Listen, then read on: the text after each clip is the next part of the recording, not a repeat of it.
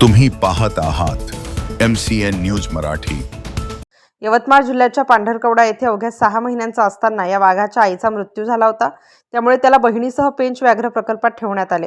आता 3 वर्षाचा झालेला हा नर वाघ खामगाव तालुक्यातील ज्ञानगंगा अभयारण्यात मुक्त संचारासाठी दाखल झाला आहे।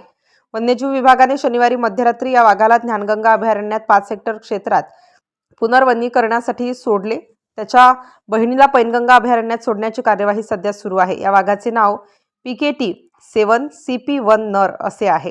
ज्ञानगंगा अभयारण्य क्षेत्र 205 चौरस किलोमीटर असून येथे रोही, रानडुक्कर, सांबर, भेडकी, काळवीट, मोर असे तृणभक्षी प्राणी विपुल प्रमाणात आहेत। अभयारण्यातील देवहारी गावाचे पुनर्वसन झाले असून सद्यस्थितीत अभयारण्य क्षेत्रात एकही गाय अस्तित्वात नाही। त्यामुळे नागरी हस्तक्षेप थांबलेला आहे। यापूर्वी सन 2020 दरम्यान 9 महिने या ठिकाणी T1 C1 वाघ वास्तव्यास राहिला।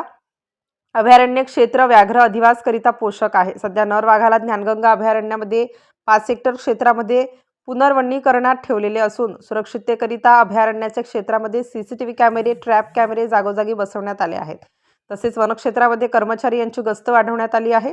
सदर वाघाचे पुनर्वनीकरणाच्या कार्यवाही दरम्यान नागुलवार विभागीय वनाधिकारी अकोला, वन्यजीव विभाग अकोला, डॉक्टर रवी खोब्रागडे, पशुवैद्यकीय अधिकारी व चमू चेतन राठोड, सहाय्यक वनसंरक्षक दीपेश लोखंडे, वनपरिक्षेत्र अधिकारी प्रकाश सावळे, वनपरिक्षेत्र अधिकारी संजय राठोड, श्रीकृष्ण बोबडे, वनरक्षक व मदतनीस हजर होते।